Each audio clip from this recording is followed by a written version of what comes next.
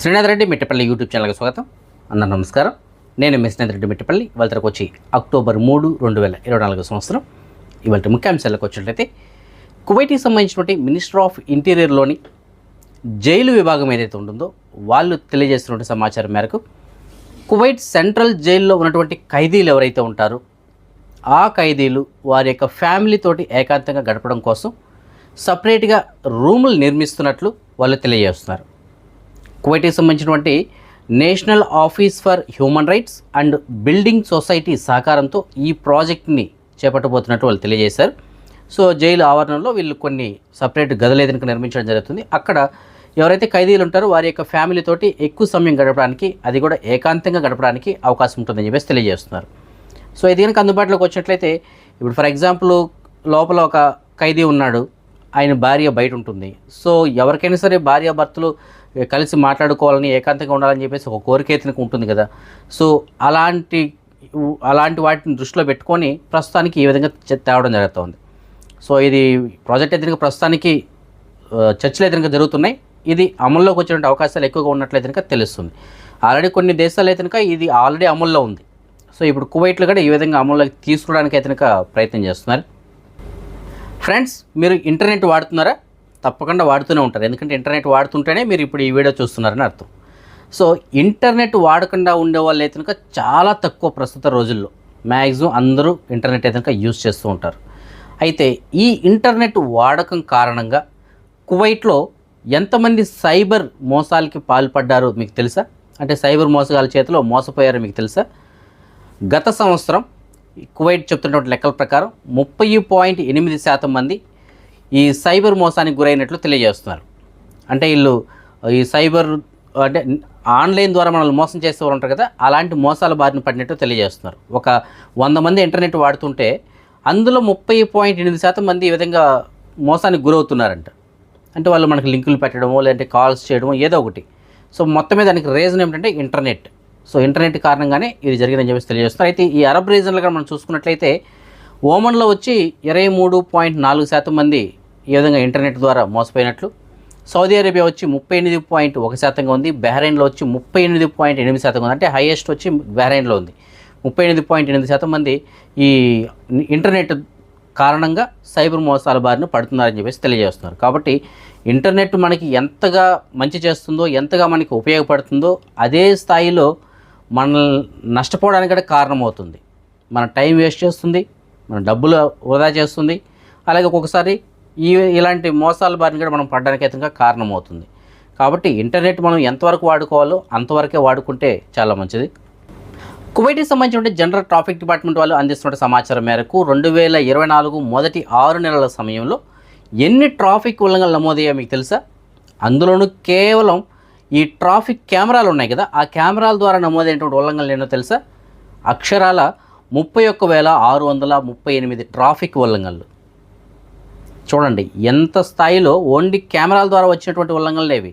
ఇక మరి మామూలుగా చలనాలు రాసినటివి ఇవన్నీ పక్కన పెట్టేస్తే కెమెరాల ద్వారా మాత్రమే 6 నెలల సమయంలో 31,638 ఉల్లంఘనలు అయితే నమోదయ్యని చెప్పేసి తెలియజేస్తున్నారు. అందులో ఒక 15,31,625 ఉల్లంఘనలు వచ్చి ఓవర్ స్పీడ్, ఎక్కువగా స్పీడ్గా వెళ్ళడం కారణం చేతనే అన్ని ఉల్లంఘనలు నమోదయ్యాయంట. 30,868 ఉల్లంఘనలు వచ్చి ఫోన్ వాడుతూ ఉండగా నమోదైనటివి. అంటే డ్రైవ్ చేస్తూ లేదా సిగ్నల్స్ దగ్గర ఫోన్ వాడుతూ కెమెరాలకు దొరికినటువంటి ఉల్లంఘనలు అవి. అయితే 93% ప్రమాదాలకు గల కారణం ఏమిటంటే సెల్ ఫోన్ వాడుతూ డ్రైవ్ చేయడం అని చెప్పేసి ఈ సర్వేలు అయితే వాళ్ళు తెలియజేస్తారు. కాబట్టి సెల్ ఫోన్ వాడకం ఎంత ప్రమాదం చూడండి. 100 ప్రమాదాలు జరిగితే అందులో 93 ప్రమాదాలు కేవలం సెల్ ఫోన్ వాడుతూ డ్రైవ్ చేయడం వల్లనే జరిగాయని చెప్పేసి తెలియజేస్తున్నారు. ఇంకొక విషయం అంటే కువైట్కి సంబంధించిన ట్రాఫిక్ డిపార్ట్మెంట్ వాళ్ళు కొత్త జరిమానాల గురించి అయితే ఒక రిపోర్ట్ అయితే రానుంది. సో దానికి సంబంధించి ఫైనల్ రిపోర్ట్ అయితే రావాల్సింది. అది వచ్చినట్టు నేను మీకు తప్పకుండా తెలియజేస్తాను. సో ఆ జరిమానాలు కనుక విన్నట్లయితే మీరు డ్రైవ్ చేసేటప్పుడు ప్రతి క్షణం మీరు భయపడుతూ డ్రైవ్ చేస్తారు. ఆ రేంజ్లో అయితే జరిమానాలు ఉన్నాయి. సో పూర్తి అప్డేట్స్ వచ్చిన తర్వాత దాని గురించి అయితే నేను అందజేస్తాను. సో ఏదైనప్పటికీ మొదటి 6 నెలల్లో ఎన్ని ట్రాఫిక్ ఉల్లంఘనలు నమోదయ్యో ఒకసారి ఆలోచించండి.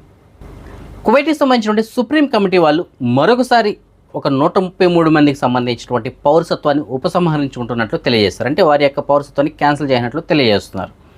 ఇది కువైట్కి సంబంధించినటువంటి అంతర్గత వ్యవహారాల మంత్రిత్వ శాఖ యొక్క మంత్రి మరియు డిఫెన్స్ మినిస్టర్ మరియు ఉప ప్రధానమంత్రి అయినటువంటి షేక్ ఫహద్ అల్ యూసుఫ్ అల్ సబా గారు ఎవరైతే ఉన్నారో ఆయన యొక్క ఆదేశానుసారం జరిగినట్లు తెలియజేస్తున్నారు. సో ఈ మధ్యకాలంలో మనం చెప్పుకుంటూనే ఉన్నాం, అడపదడప కువైట్కి సంబంధించిన గవర్నమెంట్ ఇతనికి ఈ విధంగా అక్రమ మార్గాల ద్వారా ఎవరైతే పౌరసత్వాన్ని పొంది ఉంటారో అలాంటి వాటిని గుర్తించి వారి యొక్క పౌరసత్వాన్ని క్యాన్సిల్ చేయడం జరుగుతుంది. జహరా ప్రాంతంలో ఒక యువతిని పోలీసులు అదుపులో తీసుకున్నారు సెల్ ఫోన్ దొంగతనం చేసినందుకు గాను. దీనికి సంబంధించిన వివరాలు మనం చూసుకున్నట్లయితే ఈ మధ్యకాలంలో కొన్ని ఈ షాపింగ్ మాల్స్లో, ముఖ్యంగా ఈ ఎలక్ట్రానిక్ ఐటమ్స్ అమ్మేటువంటి షాప్స్ ఏవైతే ఉంటాయో అలాంటి చోట్ల మొబైల్స్ దొంగతనానికి గురవుతున్నాయి. అందులో డిస్ప్లేలో ఉంచినటువంటి మొబైల్, మీకు ఈ ఎలక్ట్రానిక్ ఐటమ్స్ అమ్మే చోట్ల డిస్ప్లేలో ఉంచేటువంటి మొబైల్ ఎలా ఉంటాయో మీకు తెలుసు కదా, వాటికి ఒక ట్యాగ్ అయితే అనుకుంటుంది, చాలా సేఫ్టీగా వాటిని అక్కడ పెట్టింటారు. అయినా సరే ఆ విధంగా ఉంచేటువంటి మొబైల్స్ని కూడా చాలా చాకచక్యంతో ఆ అమ్మాయి దొంగతనం చేసి తీసుకెళ్ళిపోవడం జరుగుతుంది.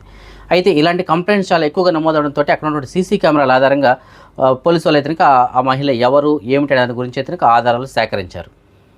దీనికి సంబంధించి కొంత సమాచారాన్ని బయటగడ వీళ్ళు చెప్పడం జరిగింది. సో ఎవరైనా సరే ఇలా ఈ విధంగా ఎక్కడన్నా మీకు సెల్ ఫోన్స్ కనుక సెకండ్ హ్యాండ్లో అమ్మడానికి ఎవరైనా వచ్చినట్లయితే కనుక ఈ మహిళ, ఈ ఫోటోలో ఉన్నటువంటి మహిళ లాంటి అమ్మాయి ఎవరైనా వచ్చినట్లయితే కనుక తెలియజేయడం చెప్పేసి కొంత సమాచారాన్ని అక్కడక్కడ వీళ్ళు చెప్పడం జరిగింది. అయితే జహరాలోని ఒక షాప్కి ఒక యువత వచ్చింది సెల్ ఫోన్ అమ్మడానికి. సో అది కూడా సెకండ్ హ్యాండ్ ఫోన్. అయితే వాళ్ళు సడన్గా వాళ్ళకు ముందుగానే సమాచారం తెలుసు కాబట్టి వాళ్ళు పోలీసు వాళ్ళకి అయితే సమాచారం అందించారు. పోలీసు వాళ్ళు అక్కడ చేరుకొని ఆ అమ్మాయిని అయితే కనుక అదుపులో తీసుకున్నారు. విచారణలో తెలిసింది ఏమిటంటే వీళ్ళకి ఆల్రెడీ ఈ అమ్మాయి 2 సంవత్సరాలు జైలు శిక్ష అనుభవించినట్లు, 8 అరెస్ట్ వారెంట్లు ఉన్నట్లు గుర్తించారు. సో ఈ విధంగా ఈ అమ్మాయి చాలా దొంగతనాలు చేసిందంట.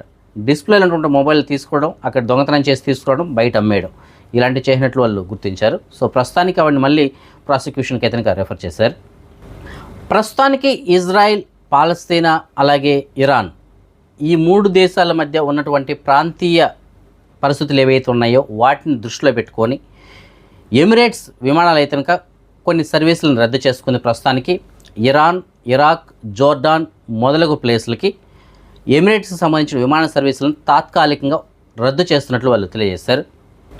మన సబ్స్క్రైబర్ ఒకరు మనకి మెసేజ్ పెట్టారు, ఆయనకి డ్రైవర్ పని కావాలని చెప్పేసి అంటున్నారు. అది కువైట్ వాళ్ళకి సంబంధించి ఇంట్లో అయినా సరే, బయట అయినా సరే, ఎక్కడైనా సరే పర్లేదు, పని చేసుకుంటారని చెప్పేసి అంటున్నారు.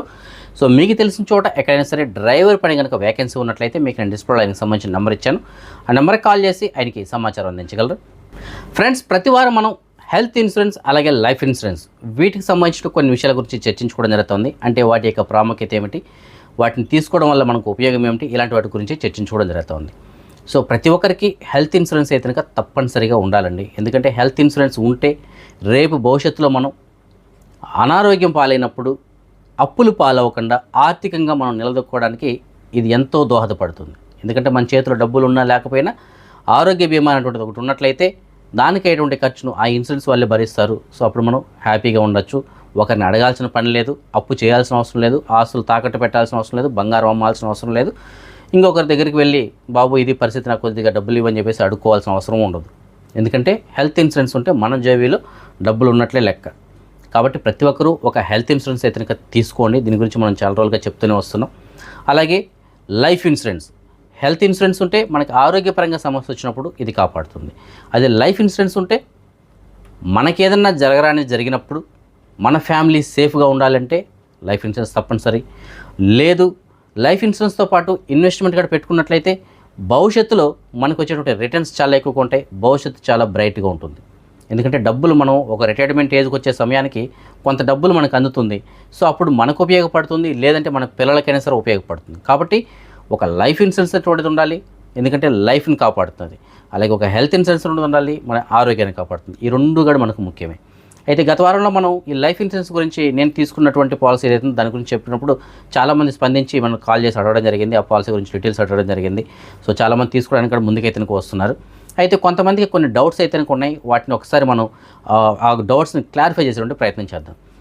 మొదటిగా వస్తున్నటువంటి డౌట్ చాలామందికి, అన్న కువైట్లో ఎంత జీతం ఉంటే మనకి ఇది తీసుకోవడానికి కుదురుతుంది అని చెప్పేసి అడుగుతున్నారు. ఫ్రెండ్స్, మన ఇండియా డబ్బుల ప్రకారం సుమారుగా ఒక 40,000 నుంచి 50,000 రూపాయల వరకు ఎంతైతే మీకు వస్తుందో అంత జీతం మీకు కువైట్లో వస్తున్నట్లయితే కనుక మనం ఈ పాలసీలు ఇవ్వడానికి అయితే కుదురుతుంది. అంటే ఈ టర్మ్ ఇన్సూరెన్స్లో టర్మ్ ప్లస్ ఇన్వెస్ట్మెంట్ 2 కలిపిన ప్లాన్ ఇవ్వడానికి కుదురుతుంది. అంటే సుమారుగా ఒక 160-170 దినార్ల పైన కనుక మీకు జీతం వస్తున్నట్లయితే ఇందులో మనం ప్లాన్స్ ఏదైనా ఇవ్వచ్చు. సో అది ఇంకా మీరు ఫోన్ చేసినప్పుడు డీటెయిల్స్ అయితే చెప్పడం జరుగుతుంది. అంటే దానికి మీకు లైఫ్ కవరేజ్ అనేది ఎంత పెట్టుకోవాలి, 50 లక్షల, కోటి, 1.5 కోటి, 2 కోట్లు అనేది మీకు ఉన్నటువంటి ప్రొఫైల్ని బట్టి, అంటే మీకు ఇస్తున్నటువంటి జీతం కావచ్చు, అలాగే యాన్యువల్ ఇన్కమ్ కావచ్చు, ఇవన్నీ కూడా దానికి పరిగణలో తీసుకొని, అలాగే మీరు ఎన్ని సంవత్సరాలు కట్టాలనుకుంటున్నారు, మీ ఆరోగ్య పరిస్థితులు ఏమిటి, వీటన్నిటిని బట్టి ఎంత అమౌంట్ అవుతుంది, మీకు ఎంత రిటర్న్స్ వస్తాయి, ఇవన్నీ కూడా అప్పుడు మీకు చెప్పడం జరుగుతుంది. సో మినిమం ఒక 160-175 దినాలు కనుక మీకు జీతం వస్తున్నట్లయితే దీనికి అర్హులు. సో ఆ జీతం ఎక్కడ పడాలి, మీ బ్యాంకులో పడుతుండాలి, బై శాలరీ అని చెప్పేసి పడుతుండాలి, పే స్లిప్ కూడా మీకు ఉండాలి, లేదంటే ఇజ్నామీలు అయినా సరే ఉండాలి. సో ఇది మొదటిది.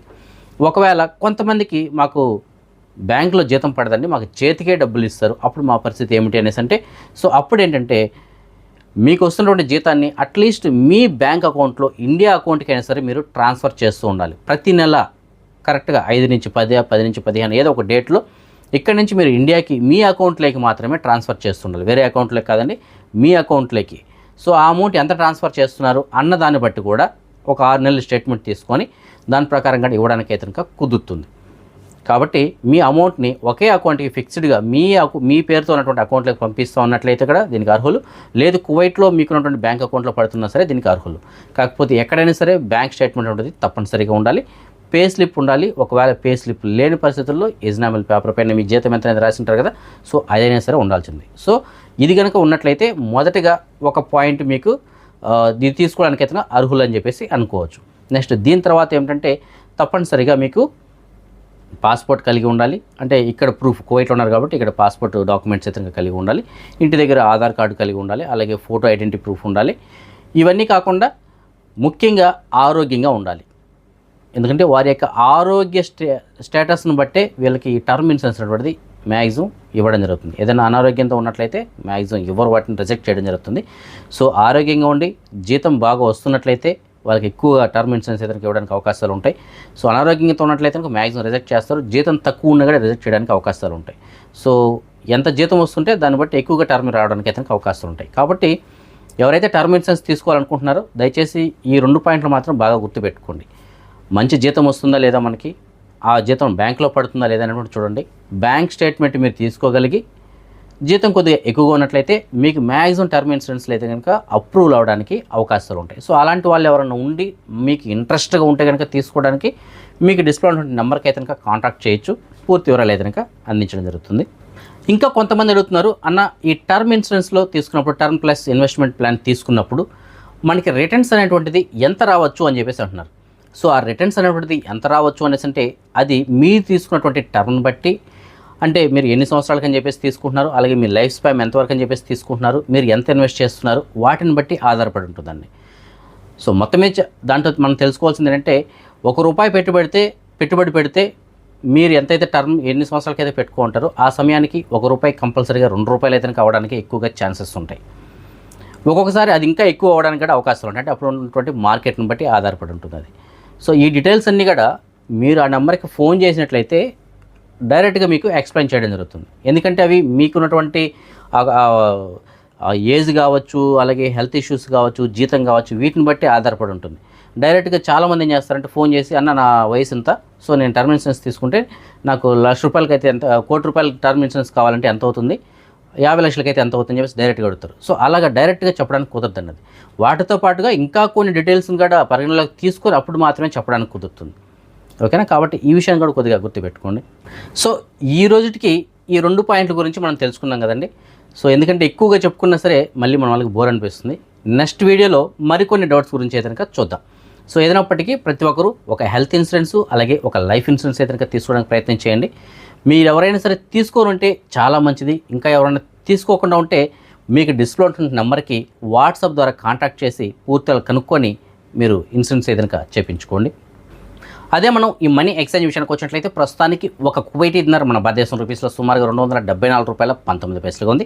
బంగారం విషయానికి వచ్చినట్లయితే మాలియాలో ఉన్న సూకల్ వత్తి అనేటువంటి షాప్ నెంబర్ 127లో ఉన్న ఎఫ్కే జ్యువెలర్స్ వాళ్ళు మనకు అందిన సమాచారం మేరకు 22 క్యారెట్ల బంగారం ప్రస్తుతానికి 1 గ్రామ్ ధర 24 దినార్ల 135 ఉంది. అదే 24 క్యారెట్ల బంగారం బిస్కెట్ల రూపంలో బంగారం ప్రస్తుతానికి 1 గ్రామ్ ధర 26 దినార్ల 320 ఉంది. సో ఈ ఫ్రెండ్స్ ప్రస్తుతానికి అప్డేట్స్. రేపు రాత్రి 9 గంటలకు వచ్చిన వీడియోలో మరిన్ని అప్డేట్స్ తెలుసుకుందాం. అందరికీ సెలవు. జై హింద్.